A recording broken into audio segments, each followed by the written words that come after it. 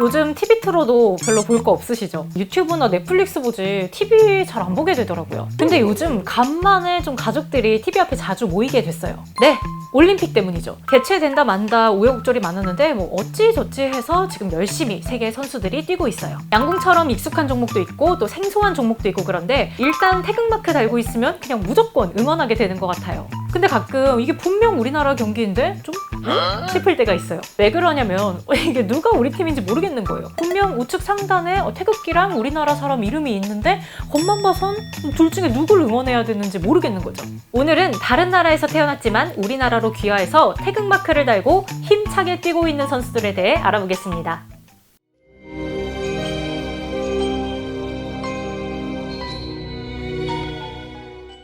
우리나라의 대표적인 마라토너 하면 누구 생각나세요? 나이가 좀 있으신 분들은 1992년 바르셀로나 올림픽의 금메달리스트 황영조님을 아마 떠올리실 것 같고요. 그보다 조금 더 젊은 층에서는 이봉주님을 떠올리셨을 것 같아요. 아마 그보다 더 젊은 분들은 딱 떠오르는 분이 아마 없으실 것 같고요. 그런데 이번 도쿄올림픽 마라톤에 참가할 대한민국 국가대표, 멀고 먼 나라 아프리카 케냐에서 태어난 오주환 선수입니다. 본명은 윌슨 로야나의 에루페예요. 한국 이름은 오주한이고요. 오주환 선수는 지난 2018년 특별 기화로 한국인이 됐어요. 근데 왜 하필 오씨냐면 코치가 오씨예요. 코치 이름이 오창석입니다. 근데 또 단순히 코치만은 아닌 게 오주환 선수를 직접 발굴하기도 했거든요. 정말 남다른 인연이 있는 거죠. 이름 뜻이 근데 되게 멋있어요. 주한, 한국을 위해 달린다는 뜻이에요. 사실 조금 아쉬운 점도 있는데 2012년에 도핑 테스트에 걸린 적이 있어요. 본인은 말라리아 주사를 맞아서 그런 거라고 하는데 2년간 그래서 대회에 못 나왔어요. 많은 사람들이 반기기도 했는데 그와 반대로 이렇게 도핑 이력이 있는 선수를 꼭 데려와야 하냐 이런 의견도 많았어요. 이런저런 구설수가 있긴 한데 뭐 어쨌든 실력 하나는 정말 확실해요. 오주환 선수의 최고 기록은 2시간 5분대인데요. 이게 2000년 이봉주 선수가 세운 한국 신기록보다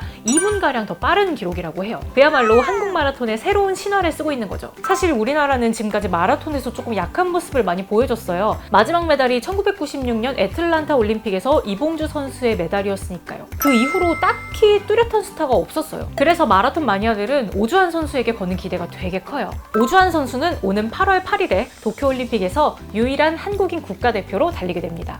한국을 위해서 달린다, 그의 이름처럼 한국의 역사에 길이 남을 성적을 좀 보여줬으면 좋겠네요.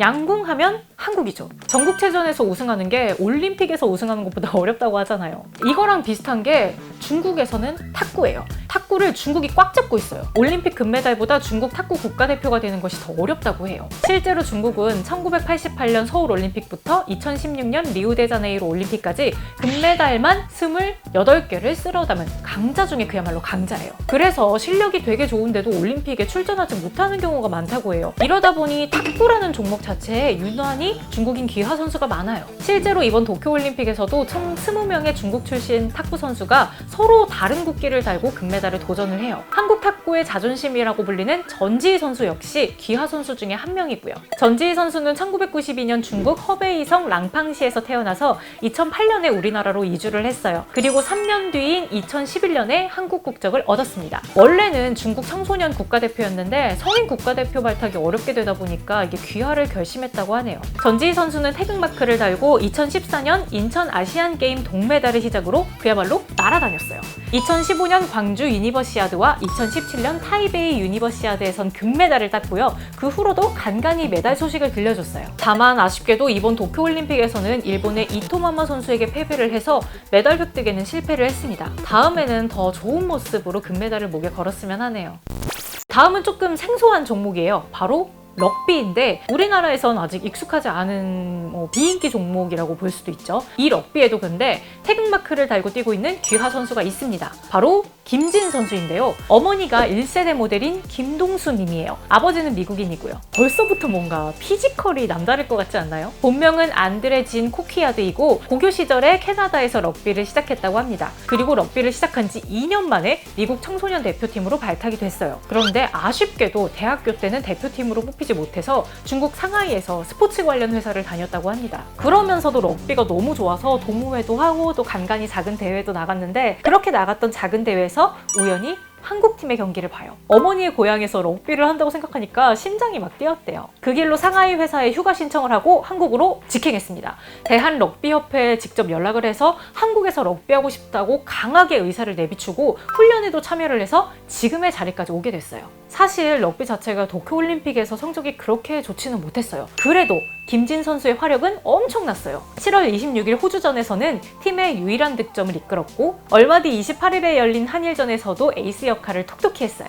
아쉽게도 경기는 패배했는데요. 일본만큼은 꼭 이기고 싶었다. 도쿄 스타디움에 태극기를 올리고 싶었다. 라고 인터뷰를 해서 화제가 됐어요. 와, 그야말로 정말 파란 눈의 한국인이네요. 아쉽게도 도쿄올림픽 무대를 밟지 못한 귀화 선수도 있어요. 전주 KCC 이지스의 선수이자 대한민국 농구 국가대표팀의 일원인 라거나 선수입니다. 지난 7월 2일 대한민국 농구 국가대표팀은 리투아니아에게 57대 96으로 패하면서 도쿄행이 좌절됐어요. 하지만 57점 중 무려 26득점을 따낸 라거나 선수의 활약 하나만큼은 정말 빛났다고 할 수 있어요. 라거나 선수는 2018년 특별 귀화로 한국 국적을 얻었어요. 필리핀 리그에서도 활약하는 선수였기 때문에 필리핀에서도 귀화 제의를 받았어요. 근데 본인이 한국 귀화를 결심하면서 거절했다고 해요. 그 이유가 조금 놀라운데요. YTN과의 인터뷰에서 한국은 마약과 총이 없고 가족이 안전하게 살 수 있어서 좋다라는 말을 남겼다고 합니다. 어린 시절을 빈민가에서 보냈어서 딸만큼은 좋은 환경을 가진 한국에서 키우고 싶다고 생각한 것 같네요. KBL 역사상 최고의 커리어를 가졌다고 평가받는 라거나 선수. 이번 도쿄올림픽 예선에서 좋은 모습을 보여준 만큼 다음 국제대회에서도 멋진 활약했으면 좋겠습니다. 어떤 분야에서 한 나라를 대표한다, 이게 어떤 기분일지 저는 솔직히 감도 안 잡히네요. 근데 아마 귀화 선수들에게는 더더욱 긴장되는 일일 것 같아요. 오늘 소개해드린 4명의 선수 이외에도 많은 귀화 선수들이 우리나라를 위해 뜨거운 땀을 흘리고 있어요. 다음 올림픽은 무관중이 아니라 많은 관중들 사이에서 힘찬 응원 받으면서 치러졌으면 좋겠네요. 오늘의 마녀스푼은 여기까지입니다. 오늘의 이야기가 마음에 드셨다면 좋아요와 구독 부탁드리고요. 전 지금까지 마녀스푼의 마녀언니였습니다. 다음 시간에 만나요. 안녕.